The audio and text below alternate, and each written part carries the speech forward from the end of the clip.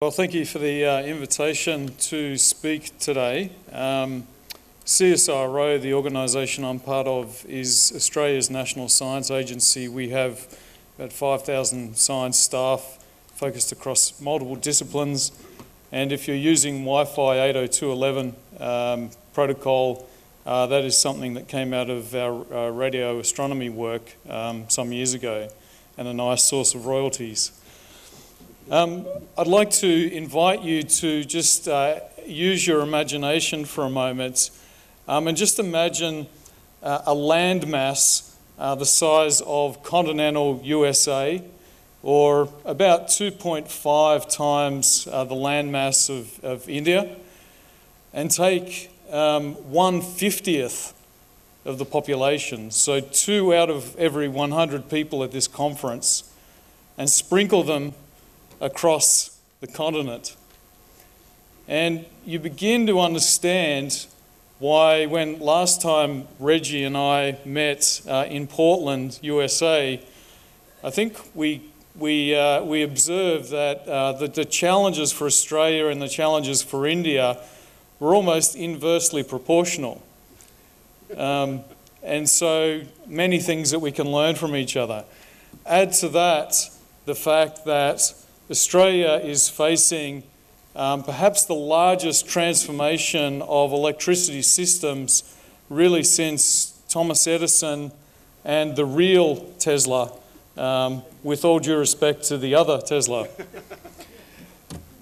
Today, I'm just going to give you a quick run through of some things that we are looking at in Australia. And I guess it's in the context where we are living in what is being called the disruption generation. And there are many brands there that you know and that you use perhaps daily. And I think the most interesting thing is that the electricity systems and business models and regulatory frameworks that have operated through the developed world for the best part of a century have been in a steady state for most of that time, and now are being seriously challenged by many new forces. I think the very interesting thing about this slide is that if you think that you can create the ultimate disruption, then you will soon be Spotified, because remember, iTunes not so long ago was the ultimate disruptor, and now many of you perhaps are using Spotify as one example of a disruptor that is disrupting one of the original disruptors. In Australia, we've been looking at the long-term future of electricity because it is a long-run investment cycle. Between now and 2050, Australians, remember, only 2 out of every 100 Indians, Australians, those 2 out of every 100 will invest 1,000 million Australian dollars in our electricity systems, OPEX and CAPEX, between now and 2050. That's a lot of money when you look at that. And so we need to not only do things well, not only do things right, but actually do the right things. And so doing things both efficiently, but especially effectively, strategically. And so as a nation, one of the interesting things you can do in Australia when you're dealing with a continent with only 23 million people and one regulatory body that oversees most of that service is that you can create collaborative partnerships for navigating change in a way that sometimes is difficult in other jurisdictions. And these are 4 plausible scenarios of 2050 in Australia for electricity networks. And I won't go into the detail of those, but let me just give you a couple of important points from this. First of all, one of the plausible scenarios in 2050 is that 30% of all customers have entirely disconnected from the electricity system in 2050. The classic death spiral scenario, if you like. Another scenario foresees almost 50% of our generation volume, that's gigawatt hours, being generated at by local sources, so being fed into the distribution networks. So remember I said the largest disruption since Edison, because the architecture of our systems were developed with a one-way flow, largely passive consumers, and centralised generation model that was generating nearly 100%. And by 2050, Australia could be between 30 and 50% of our total generation volume coming from the other end of the system. Now that is a monumental transformation technologically, economically, business models, regulatory and so on. And also recognising that much of that distributed generation is being generated by highly intermittent sources. So Australia already has the world's highest level of rooftop solar PV. Two of our states are the highest penetration. So you can imagine the power quality profile and the voltage profile as a bank of clouds comes through a suburb where you have 25, 30, 35% of households that have large solar systems.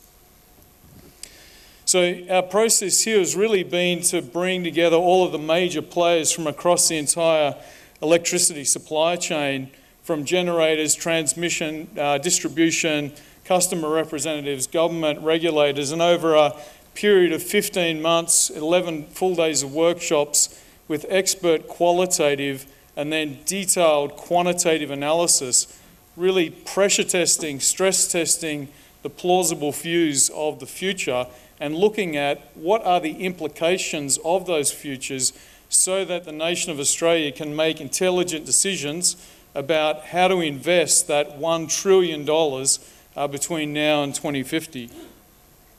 And these are 7 reflections that come out of that. And again, I won't go into the detail, but a couple of things that I will note. Number 5, we are moving, as I said, in the direction of up to 50% of all generation at the other end of the system. Number 6, under every single scenario, the electricity grid does not evaporate. There is no scenario where electricity networks are not a critical part of the system.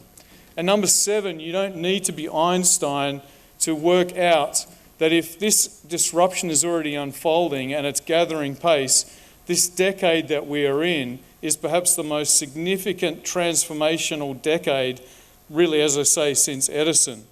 And so the question arises, how do we go about using the time that we have to manage and navigate that transition efficiently? And that is complex because electricity resides in a complex ecosystem. So it's not just technologies. It's social license, as we've been reminded today. It's about enabling technologies on the customer side, the grid side. It's about the regulatory frameworks, the business models, and the economics as well. And so that is a challenge to navigate. So really coming to conclusion, to really highlight some of the key things we've done here, we have really applied a whole of system perspective from across the entire electricity system. We've taken a decadal view of transition. Rather than just looking over the next couple of years, we're taking a 10-year view of that transformation and reverse engineering that to say, where do we need to be in 2026, 27? What are the things we need to reverse engineer to actually get there as a nation?